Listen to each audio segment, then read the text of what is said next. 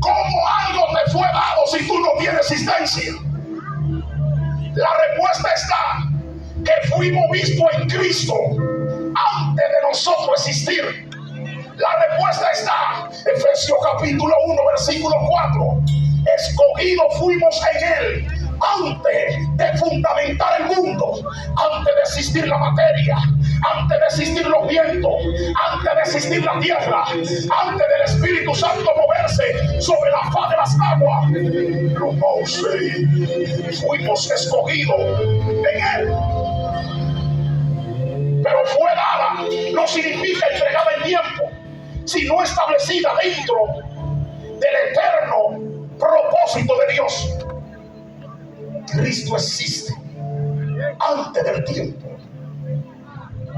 Por eso, aunque Dios dio el tiempo, dio el crono, y el Cairo es el tiempo no donde Él se mueve, sino donde Él decide manifestarse al hombre. Dios, aunque crea el templo, aunque crea el tiempo y se manifiesta en el tiempo, Él no está sujeto al tiempo. Él entra al tiempo y sale del tiempo cuando Él quiere. Por eso un día para Él es como 1000 años, pero 1000 años para Él es como un día. Delante de Dios no hay un futuro, ni tampoco hay un pasado. Allá en Dios hay un eterno presente. Allí no hay un pasado que contar, porque todo es un eterno presente delante de Él. Y la Biblia nos enseña que Él no la entregó en Jesús. Escuche bien, no lo entregó en Jesús. Esto es algo explosivo, mis amados, porque esto implica que Cristo no comienza en Belén. Cristo no comienza en la encarnación cuando fue depositado en el vientre de María. Cristo no comienza allí en aquel vientre. Cristo es el contenedor eterno de la gracia. Por eso la gracia no fue depositada en 4 paredes, porque el que vino dijo que debemos de dar por gracia aquello que por gracia habíamos recibido. La Sagrada Escritura establece que nosotros somos portadores de la gracia. Por eso cuando Cristo vino aquí en la tierra, Él vino a manifestar la gracia. Por eso es que Él no opera bajo la ley, aunque Él es el cumplimiento de la ley, sino que Él opera bajo la gracia. He aquí que los endemoniados lo veían y los endemoniados eran libres. Los leprosos lo tocaban y la enfermedad eran sanadas. ¿Por qué? Porque la inmundicia de los leprosos no se le podía pasar al autor de la gracia. Cristo no vino a manifestar gracia simplemente. Él vino como el autor de la gracia.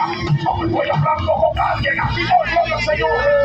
Por eso las enfermedades iban delante de Él con las personas y las enfermedades salían corriendo.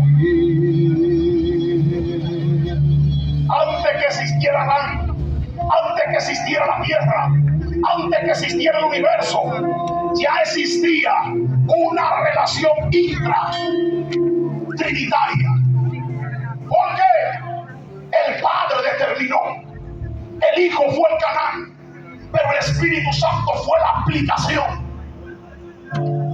Esto es lo que muchos teólogos llaman el pacto eterno o el pactus sanctis. Y este pacto, gloria al Señor, es indivisible. Antes de que el viento comenzara a moverse en el Génesis, había una gracia que no tenía historia, porque no había un pasado que pudiera contar de la gracia. Había una gracia sin historia, pero había un Espíritu Santo que se estaba moviendo en el principio y en el comienzo de la tierra. Esto implica que si el Espíritu Santo se movía, había dinámica, había un tiempo de acción y había un inicio de orden. Pero el apóstol Pablo revela algo aquí en la segunda carta del capítulo 1 verso 9 a Timoteo, y él comienza a hablar de una gracia antes de existir movimiento. Habla de una gracia sin historia, habla de una gracia sin manifestación, una gracia en estado eterno, una gracia no revelada desde antes de la fundación del mundo, sino que fue revelada y manifestada a los hombres para que la dieran a conocer aquí en la tierra. La gracia fue por voluntad, no fue como una respuesta ante el pecado del hombre. Porque si hubiese sido una respuesta, entonces podríamos decir que el pecado del hombre agarró a Dios de sorpresa. Dios sabía que el hombre iba a pecar. Dios sabía que la humanidad se iba a distorsionar. Entonces, cuando miramos esto, no fue una respuesta de Dios, fue la voluntad de Dios perfeccionada en la vida del hombre desde antes de la fundación de la tierra. La gracia de Dios no es Dios reaccionando a la actitud quizá del hombre o a la vida pecaminosa que el hombre decidió tomar. Es un Dios expresando su propia naturaleza en un hombre que se volvió débil, en un hombre que tenía un cuerpo incorruptible de gloria y ahora el cuerpo era corruptible. También tuvo un profeta y mantente ahí con el Señor. Fue la manifestación del Dios Todopoderoso. Por eso Dios no tuvo que amar al hombre para él sentir el amor. Dios es el autor del amor y de él sale el amor hacia el hombre. Dios no tuvo que tener gracia. Él es la gracia y la esencia de toda la gracia. Hay alguien aquí que tiene que entender. Por eso es que cuando la gracia entra en un matrimonio, entró Dios a organizar el matrimonio. Cuando la gracia toca la vida de un hechicero, entró Dios a organizar la vida de un hechicero. Los demonios no han podido detener la gracia. El diablo no ha podido detener la gracia. Donde quiera que la gracia llega, provoca estrago. La gracia llegó. Los evangelios la registran. El gobierno se turbó de orden. Los escribas y fariseos se turbaron. Los maestros de la ley se turbaron. ¿Quién es este? Que enseña como quien tiene autoridad. ¿Quién es este? Que se reúne con fariseos. ¿Quién es este? Que se reúne con escribas. ¿Quién es este que se reúne con publicanos? A ellos se le olvidó que la ley hacía entender que cuando alguien tocaba a alguien inmundo, la inmundicia se le pegaba y tenían que durar hasta una semana santificándose. Pero a ellos se les olvidó que la gracia vino a limpiar aquello que se había ensuciado. La gracia no empezó cuando pecaste. La gracia empezó cuando Dios decidió ser Dios. La gracia no empezó cuando tú pecaste. La gracia inició cuando Dios decidió ser Dios. Y antes de Él no hay nada. Después de Él no hay nada. Entonces es la esencia de toda gracia manifiesta. La gracia existía en una dimensión. Y la dimensión donde existía la gracia era una dimensión donde no había culpabilidad. Existía en una dimensión donde no había condenación, donde no había ley. Entonces la gracia no depende del pecado. La gracia es independiente del hombre. Estoy hablando con alguien aquí. Esto lo cambia todo cuando miramos la gracia desde ese punto de vista. ¿Por qué?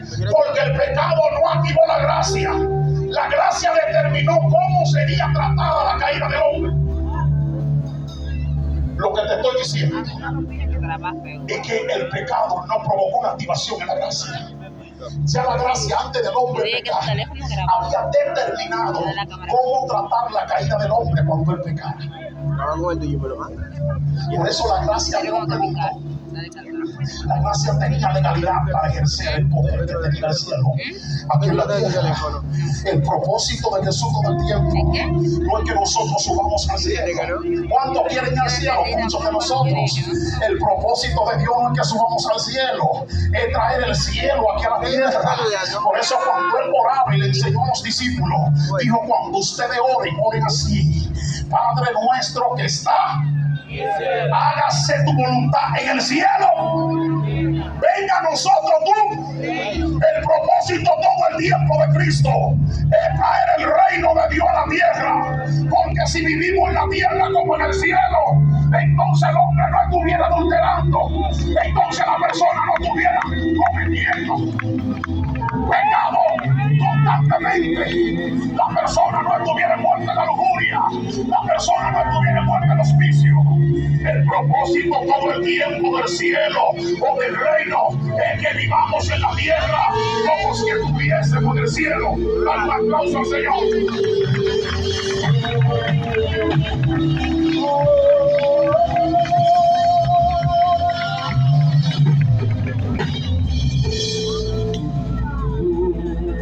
Entonces, si miramos detenidamente las escrituras, vamos a entender que la gracia es anterior a todo. Si la gracia es anterior a todo, la gracia es superior al tiempo.